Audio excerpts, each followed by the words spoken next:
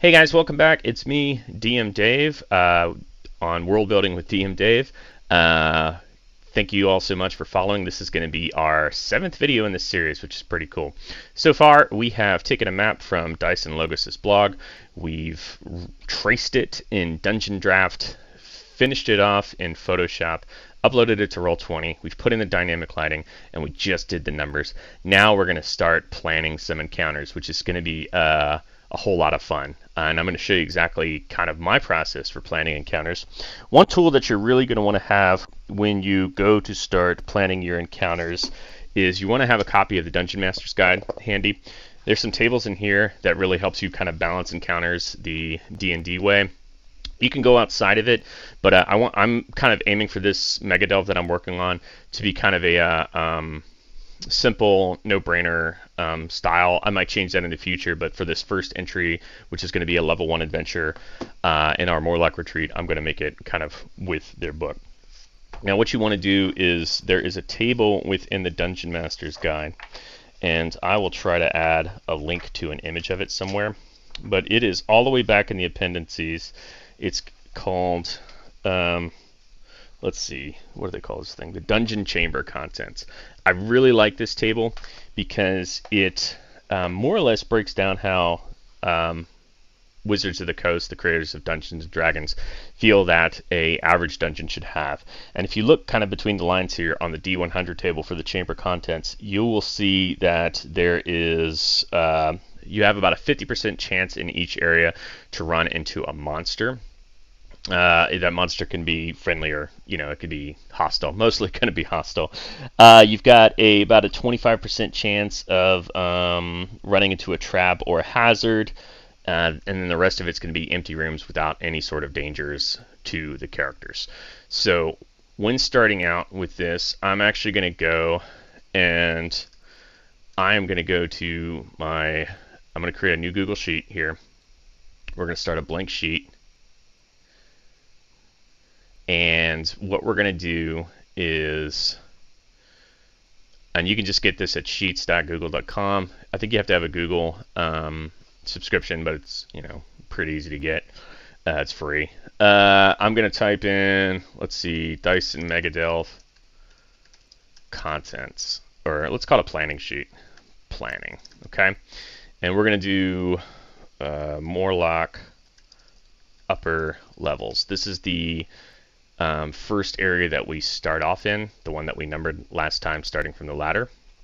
We see we've got areas 1 through 9, and this 9 ending over there. Okay, so let's have our areas. We're going to do 1, 2, 3, 4, 5, 6, 7, 8, 9.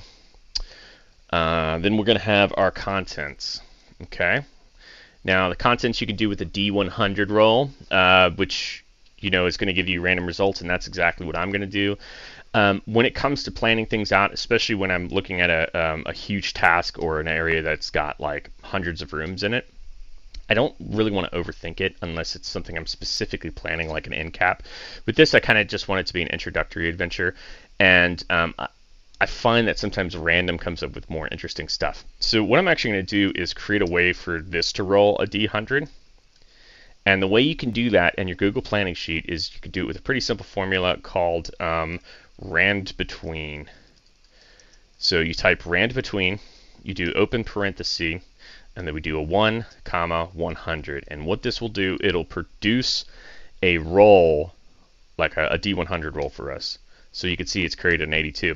Now, the formula is a little bit unstable, so anytime you change the sheet, so I'm going to highlight all these columns that I want here to roll random, you see the original one's going to change. So you're going to want to recopy all of that and then paste it back into itself with just the values. That'll keep the numbers from changing, and it gets rid of the formula, but you can still see that we've got a bunch of random numbers here. Next, I want to figure out what all these rolls mean. So referencing that table again that we have in the Dungeon Master's Guide, this Dungeon Chamber Contents, I'm just going to go down the list and mark what each one of it is. So a 17 is a pet or allied creature. 28 is going to be pet or allied creature guarding treasure. 24 is pet or ally. 59 is obstacle. 9 is a dominant with treasure. 39 is going to be, let's see, random with treasure. 73 is going to be a trap. 48 is going to be a random with treasure. And 54 is a hazard with treasure. Okay, so let's explain what each one of these things mean. So a pet or an allied creature is generally going to be something that is not exactly the dominant force within the dungeon. So we know we want this to be Warlock tunnels, and we want them to be the dominant force.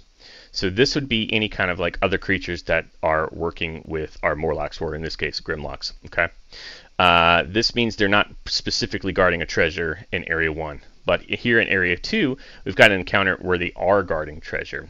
So, which is kind of, if you remember where Area 2 is, interestingly enough, it's going to be this collapsed cavern over here. Again, another pet and ally. An obstacle is usually going to be something that the characters have to kind of think their way out. It could be a chasm. It could be like just difficult terrain, anything like that. Even though I'm not really overthinking it much now, the obstacle is right here. So we can try to figure something out to go there. Our dominance in Area 5. So we've got our dominant force right here. We've got our another random creature in Area 6, it looks like. Where's 6? Okay, that's in our hallway back there. And then 7, 8, 9. 7, we've got a trap. 8's a random. And 9's a hazard. Hazard's usually going to be something like some kind of mold, hallucinogenic mushrooms, slimes, quicksand, anything like that. That is kind of like, the best way to describe a hazard is a natural trap. So a trap is usually going to be something that's set with the intention to hurt someone, whereas a hazard is something that's like natural. Generally doesn't have any kind of saves that you can go against it. It's pretty much if you walk into it, you're screwed. And there's ways to get around it. Really, they're just kind of things you have to look for more so than try to avoid or disarm. So we've created our first table there. I'm going to do the same thing for our lower levels. Just create another tab down here at the bottom. Let's just copy all this to make life easier. We will freeze all that. I think we had a few more rooms in our lower level. Yeah, we got all the way up to 12 in there, so we'll make sure to put that in here on our sheet. Remember to do the random roll 20, you do rand between 1 and 100. We'll cut and paste all that.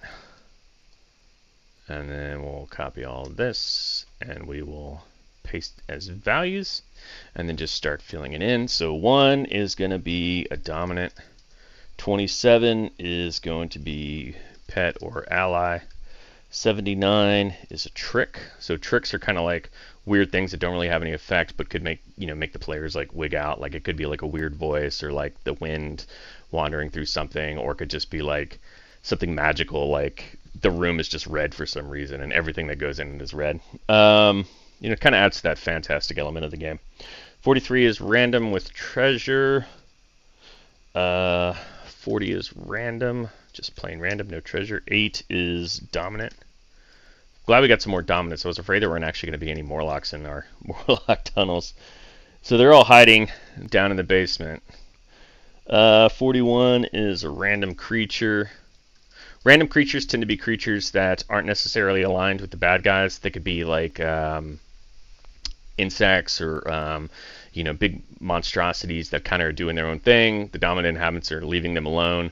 It could be like an explorer that got lost. Anything like that is typically what a random creature is going to be. 48 is another random with treasure.